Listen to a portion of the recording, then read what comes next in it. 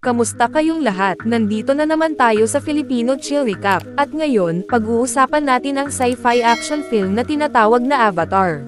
At bago tayo magpatuloy ay isa-shoutout muna natin si Ken Andri Lalata, Princess Mirabet, Jesmond Joy Carba, Kenneth Titong, Ronel Arania, Rika, Reyna Bacares, Ian Libot, Sheila Galicha, Adder Yudap from Zamboanga City, Merly Cabrilas from Kuwait, John Ray Palma from Pasig City Iloilo, Kates Rosario from Mangatarem Pangasinan, Maridel Daragosa from Island Garden of Samal, Richard Villanueva from Binyan Laguna. Maghanda na kayo dahil sa mga spoilers na darating. Si Jake Sully ay isang veteranong sundalo na may kapansanan at namumuhay ng paulit-ulit at walang saysay sa Amerika. Araw-araw, pinagsisisihan niya ang mga naging desisyon sa kanyang buhay, madalas siyang nasasangkot sa mga gulo sa bar, at palagi niyang binabalikan ang kanyang dating makulay na buhay bilang sundalo. Pero hindi niya alam na malapit nang magbago ang lahat sa kanyang buhay. Isang araw, lumapit sa kanya ang ilang opisyal at ibinalita na pinatay ang kanyang kambal na kapatid na si Tom. Labis ang kanyang pagdadalamati sa balita, pero sinabi ng mga opisyal na gusto nila siyang kunin para ipagpatuloy ang naiwan na proyekto ng kanyang kapatid. Lumabas na si Tom ay dapat sanang mag-imbestiga ng isang bagong planetang natuklasan na tinatawag na Pandora, isang lugar na sinasabing may kakayahang suportahan ang buhay tulad sa Earth. Nag-isip si Jake tungkol sa alok, pero nang mabanggit na milyon-milyon ang ibabayad sa kanya, agad siyang pumayag. Matapos ito, isinailalim siya sa 6 na taon ng cryosleep bilang paghahanda sa misyon. Pagkagising niya, nasa isang barko na siya kasama ang iba pang mga pasahero patungo sa Pandora. Binigyan siya ng natatanging pagkakataon dahil siya at ang kanyang kambal ay may perpektong tugma sa genes, kaya maaari siyang gumamit ng avatar na orihinal na para kay Tom. Sa susunod na eksena, si Jake at ang iba pang crew ay inililipad sa Pandora gamit ang isang shuttle. Pinagsuot sila ng full-face respirators dahil ang atmosfera ng planeta ay sobrang nakakalason para sa tao, kahit 20 segundo lang ng exposure ay pwedeng pumatay sa loob ng 4 na minuto. Pagkalapag nila sa mahiwagang planeta, dumiretso si Jake sa isang military briefing kung saan nagsasalita si Colonel Miles Courage sa mga sundalo at ilang sibilyang kasama nila. Ipinaliwanag niya ang tungkol sa mga katutubong naninirahan sa Pandora, ang mga Na'vi, at sinabi niyang kung gusto nilang mabuhay, kailangan nilang sundin ang mga batas ng lugar. Maya-maya, pumunta si Jake sa isang research facility kung saan niya nakilala ang biologist na si Norm Spellman. Ipinakita nito sa kanya ang unang sulyap sa kanyang sariling programmed avatar. Dito ipinaliwanag na kapag ang isang tao ay konektado sa kanyang avatar, isang genetically engineered na hybrid ng Na'vi, maaari silang makihalubilo at magmukhang isa sa mga Na'vi upang magtagumpay sa planeta ng Pandora.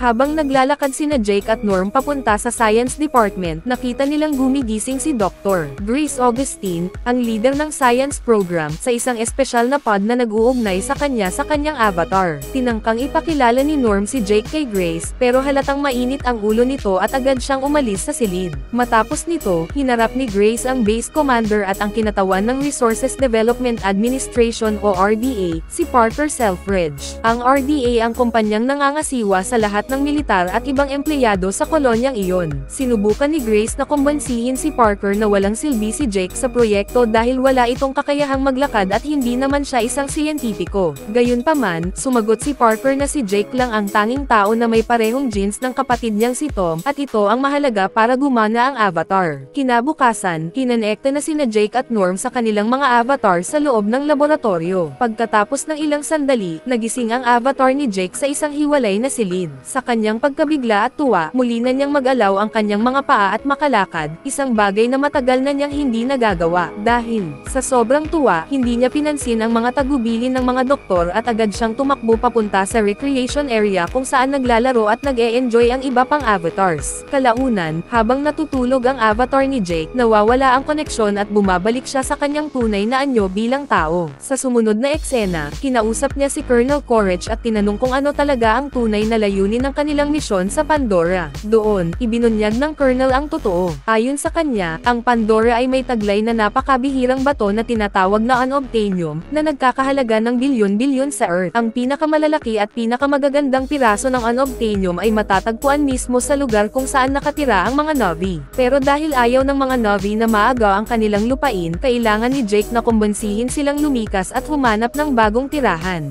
Binigyan siya ng Colonel ng 3 buwan para makihalubilo ng husto sa mga Na'vi at maipaliwanag sa kanila ang sitwasyon. Kapag naging matagumpay ang misyon, bibigyan si Jake ng bagong pares ng mga paa. Ngunit kung pagkatapos ng 3 buwan ay tumanggi pa rin ang mga Na'vi, magpapadala ang militar ng puwersang magwawalis sa buong lahi nila. Kinabukasan, muli siyang nag-connect sa kanyang avatar at lumipad sa himpapawid ng Pandora kasama sina Grace, Norm, at iba pa. Kalaunan, lumapag sila sa isang bahagi ng kagubatan at nagsimulang kumuha ng samples ng mga halaman. Ngunit dahil bago pa lang si Jake sa kakaibang kapaligiran, nawalan siya ng oryentasyon at napadpad sa isang bukid na pan ng kakaibang bulaklak. Biglang may dumating mula sa likuran, isang hayop na tinatawag na Tonator, nakahawig ng isang dambuhalang panther. Agad siyang hinabol nito at noalay sa kanyang mga kasamahan. Sa kabutihang palad, nakatakas siya sa pamamagitan ng pagtalon sa isang talon habang umuungal ang Tonator sa itaas niya. Hinahanap pa siya ng kanyang grupo, pero nang dumilim, napilitan silang lisanin ang lugar. Makikitang si Jake ay gumagawa ng sibat gamit ang isang mahabang kahoy na pinatalam niya. Samantala, mula sa taas ay lihim siyang pinagmamasdan ng isang babaeng Na'vi. Inihanda na nito ang kanyang pana para barilin si Jake, pero bigla siyang napatigil nang may isang misteryosong kumikislap na nilalang na dam-apo sa kanyang pana. Kasabay nito, isang grupo ng Viper Wolves ang umatake kay Jake. Sa pagkakataong ito, tila katapusan na niya, pero sa gulat niya, ang babaeng Na'vi ay biglang sumaklolo at itinaboy ang mga hayop. Gayunpaman, halatang hindi siya natuwa kay Jake at sinabihang bumalik sa kung saan siya nararapat. Paalis na sana siya pero sinundan siya ni Jake. Nakiusap si Jake na turuan siya ng mga kasanayan para makaligtas sa gubat. Una, tumanggi ang Na'vi, pero nang dam-apo ang maraming misteryosong kumikislap na nilalang sa katawan ni Jake tulad ng sa pana kanina, napahanga ito at isinama siya sa kanilang nayon na tinatawag na Omatic Aya. Ipinakilala niya ang sarili bilang Neytiri. Pagdating nila sa nayon, naging agresibo ang mga Na'vi laban sa kanya, lalo na si Suti, ang kasintahan ni Neytiri at susunod na pinuno ng tribo, na gustong patayin agad si Jake. Ipinaliwanag ni Jake sa kanila na isa siyang mandirigma at nais niyang matutunan ang kanilang kultura at mga tradisyon. Nang marinig ito ng Reyna, sinundot niya ang dibdib ni Jake at dinilaan ang kanyang dugo. Pagkatapos ng ritual na pagtitipon, dinala si Jake sa isang higaan na parang isang kakon na bumabalot sa kanya. Habang siya'y natutulog sa kanyang avatar na katawan, bumalik ang kanyang kamalayang tao mula sa silid na pinagdudugtungan ng avatar. Kinaumagahan, ikinwento niya sa mga siyentipiko, kabilang si Grace, ang hindi kapanipaniwala niyang karanasan. Pero muli siyang pinaalalahanan ng Colonel na mayroon na lamang siyang 3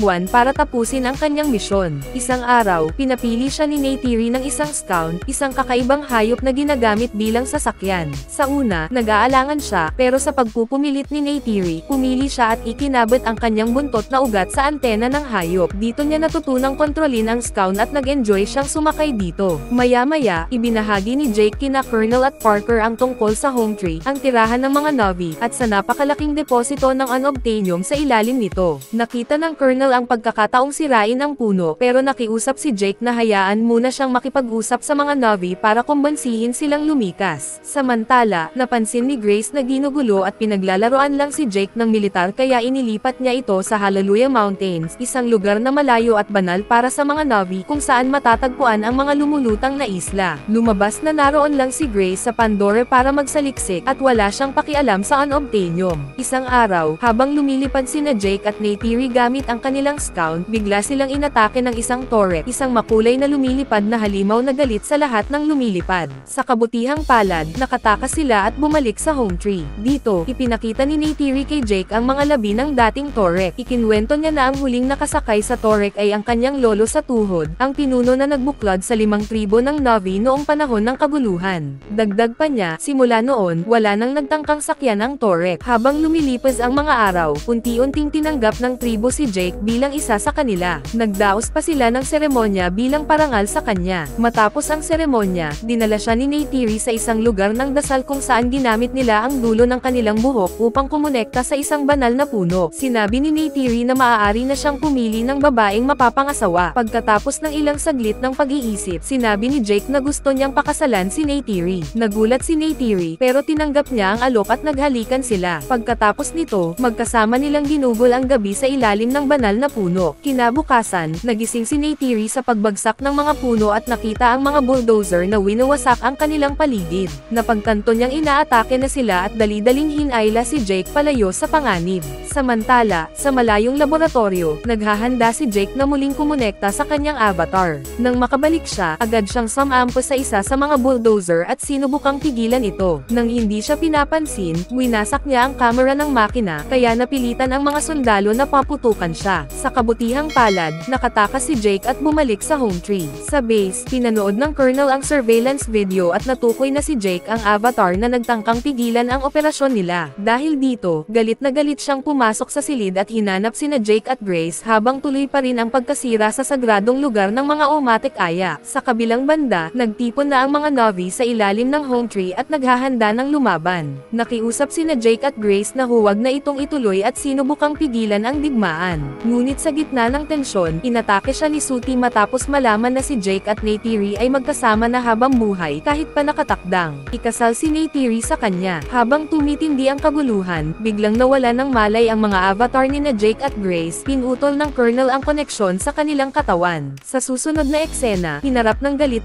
na si Grace ang mga opisyal ng RDA at militar. Ibinunyag niya na ang mga puno ng Pandora ay may koneksyon sa isa't isa sa pamamagitan ng isang network ng mga ugat. Mas komplikado pa raw ito kaysa sa utak ng tao. Sinabi nila ni Jake na kailanman ay hindi lilisanin ng mga Na'vi ang kanilang tirahan, ang home tree. Nang marinig ito, nagpa siya ang Colonel na lusubin ang lugar at gumamit ng gas bombs upang paalisan ang mga Na'vi. Natarante si Jake at nakiusap kay Parker, ang pinuno ng base, na hayaan siyang gumamit ng kanyang avatar para kumbansihin ang mga Na'vi na lumikas. Pumayag si Parker pero binigyan lang siya ng 1 oras para matapos ang misyon. Pagbalik niya sa mga Na'vi, ipinaalam niya sa kanila na nasa panganib sila dahil sa mga tao, at inamin niyang isa rin siya sa mga iyon. Dahil dito, itinulak siya ni Neytiri, labis na nasaktan at nadismaya sa kanyang pagtataksil. Labis din ang galit ng ibang mga Na'vi, kaya't banihag nila sina Jake at Grace. Pagkatapos ng lahat, naghanda na ang mga Na'vi upang lumaban sa mga tao, na dumating sakay ng napakaraming lumilipad na sasakyan.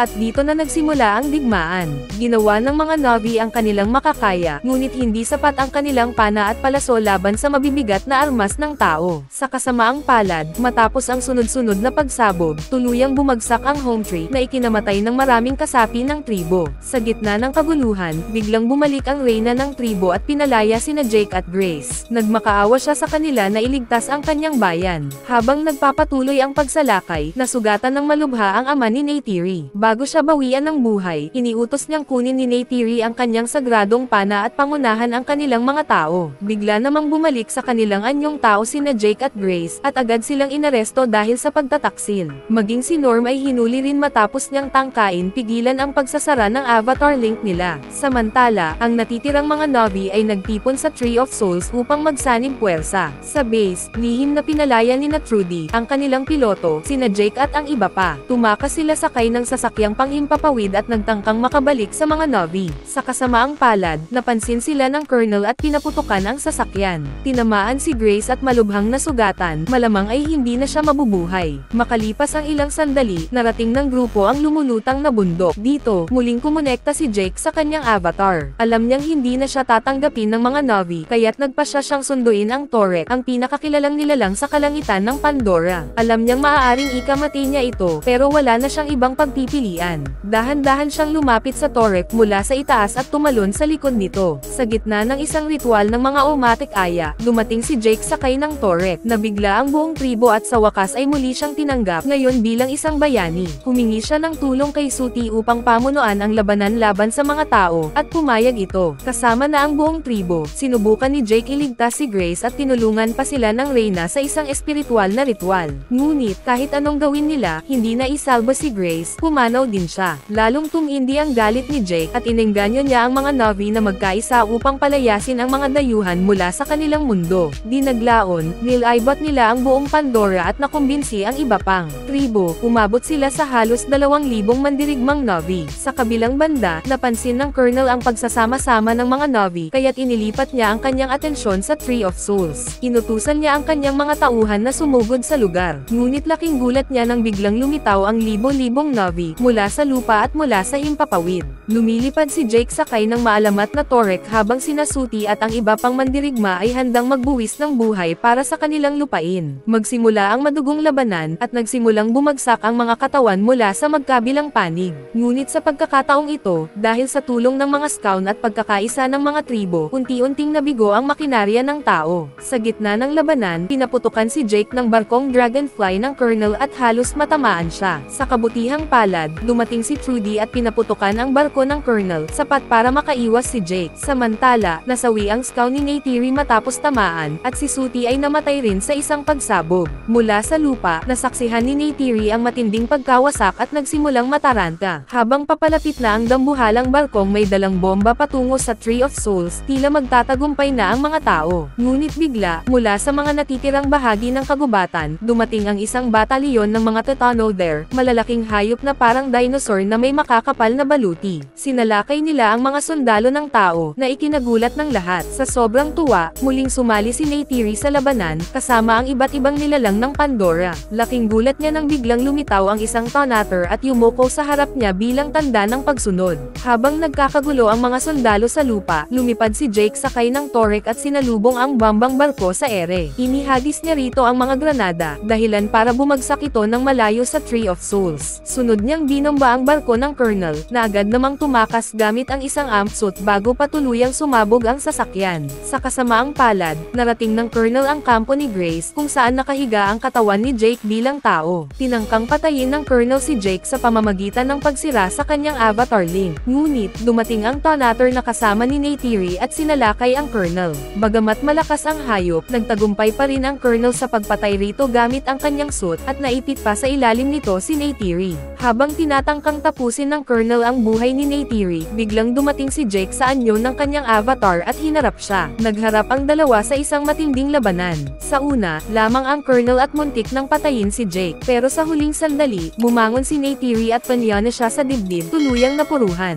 Hindi pa nakontento, agad siyang panyana muli ni Neytiri, at sa wakas ay napatay ang Colonel. Gayunpaman, bago siya mamatay, nasira na ng Colonel ang life support pod ni Jake. Nagigising si Jake sa kanyang anyong tao, hirap huminga at hindi maabot ang oxygen mask. Sa kabutihang palad, dumating si Neytiri at tinulungan siyang isuot ang mask. Noon lang niya nakita sa unang pagkakataon ang tunay na katawan ni Jake at buong pusong niyakap ito. Sa huling eksena, isinasagawa ang ritual upang tuluyang mailipat ang kaluluwa ni Jake sa kanyang avatar. Sa pagdilat ng kanyang mga mata, si Jake ay ganap nang naging isa sa mga Navi, habang si Neytiri ay masayang nakamasid sa tabi niya. Mag-subscribe na kung hindi ka pa nakasubscribe, pindutin na rin ang notification bell at like button para sa marami pang movie recap katulad nito, at mag-iwan ng comment down below. And as always, thank you for watching.